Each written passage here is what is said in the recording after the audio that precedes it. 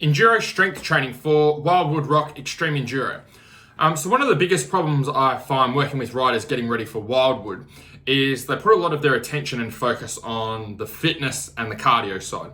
So obviously for Wildwood, you're riding for about 3 hours or potentially longer depending on when you get through your lap. But I find a lot of the focus is on the 3 hours. It's on the endurance, on the being able to last for that long on the bike, which is an important part of the race, but not the most important part of the race. So what I'm going to share with you in this video is some strength exercises that you can use to build strength out on the bike that's going to apply and actually help you with Wildwood. So the reason that strength is so important, especially for a race like Wildwood, is you've got a bike which might weigh 105 kilos, right? Or around that mark. I think a 300 is about 107 kilos dry, if I remember correctly. So you've got a bike that's, let's say, 105, and then you've got your rider weight on top of that. So if you weigh 90 kilos and you've got a bike at 105, you've got a total of 195 kilos there. And then you've got to be able to wrestle that around for 3 hours or a little bit more.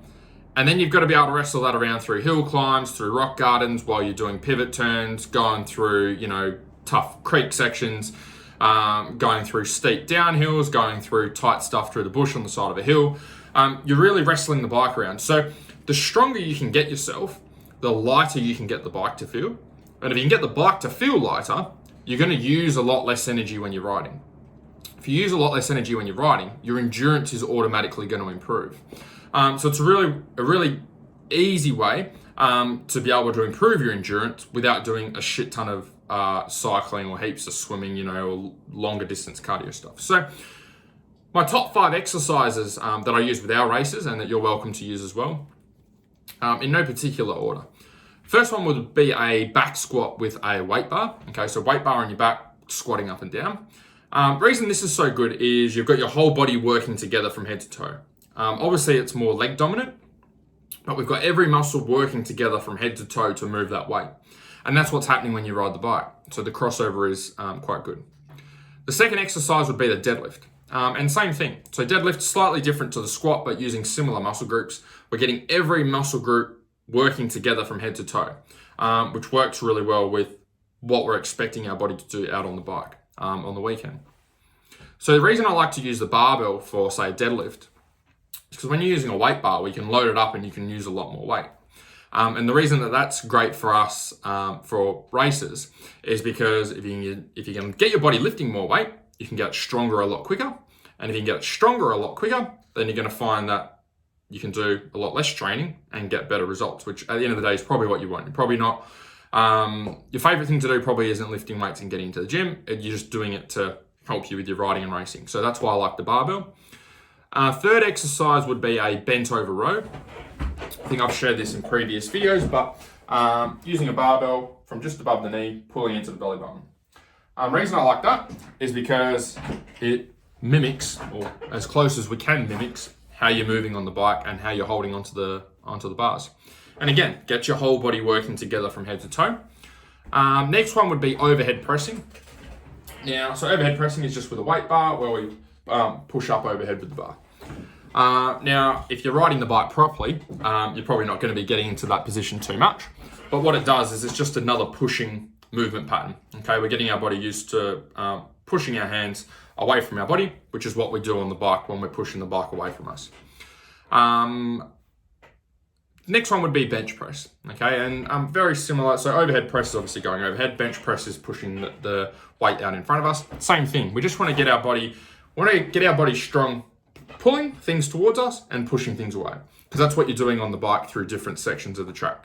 You might be on a hill climb, maybe where you're over the front of the bike and you're pulling the bike towards you, or you might be going, say, maybe down a downhill where you're pushing the bike away from you, or you could be going through a rock garden where you're doing a little bit of both, trying to get into the right part of the track. 3 things that I've got written down here. So 3 things to avoid with your strength training for Wildwood, so that you don't pump up and get big and bulky and actually feel worse on the bike rather than feeling better. First one I've got written down is isolation exercises. So I see a lot of riders that will isolate muscle groups that they think are going to get sore and try and get them stronger. So they'll be like, all right, I get arm pump and my forearms get tight, so I'm going to do forearm exercises. I'm going to use the squishy spring thing, or do some wrist curls, or do things to get my grip stronger. Or I'll see riders that they go like, oh, I get sore legs, I get sore quads, so they go and do leg extensions. And that's what I used to do when I was racing, isolate problem areas. But the problem with that is when you go and ride, your whole body works together as one system. That's what makes riding and racing so hard. So when you go and do a hill climb, you don't have your quads just working by themselves. You don't have your forearms just working by themselves. Everything is, all your muscle groups from head to toe are working together as a team. So when we try and isolate muscle groups, it's not the most effective way to help you with your riding. The most effective way is to get your whole body, training your whole body together as a system using the 5 exercises that I just went through. Next thing to avoid is using bodyweight exercises. They can be helpful, more so for cardio, but for building strength, they're not that effective. And the reason they're not that effective for building strength is because if you weigh 80 kilos and you do a whole heap of push-ups, sit-ups, and bodyweight squats, you're only ever going to be strong at moving 80 kilos. Whereas if we use weights and we use strength training, we can get you stronger past that 80 kilos, which is going to make it easier for you to wrestle a 105 kilo bike around, plus your 80 kilos of body weight on top of it. Third thing that that you want to avoid with your strength training is using dumbbells for everything. Okay, so there's nothing wrong with using dumbbells or having them part of your training, but if everything you do is with dumbbells, it's just not the most effective way to get strong for the bike. So if you go and do, say, bench press in the gym, and you do bench press with dumbbells and then do it with a weight bar, what you'll find is you can actually lift a lot more weight with the weight bar. So we want to go with the exercise that allows us to lift a little bit more weight, because it's going to get us stronger in a shorter period of time and have better crossover over to Wildwood. And they're the 3 things that you avoid. If you'd like some help getting ready for Wildwood and you'd like to work together, I do have only limited spots for certain events to help riders get race fit and race ready. So if it's something that you're interested in or you like help, you can apply below for my Fast Laps program.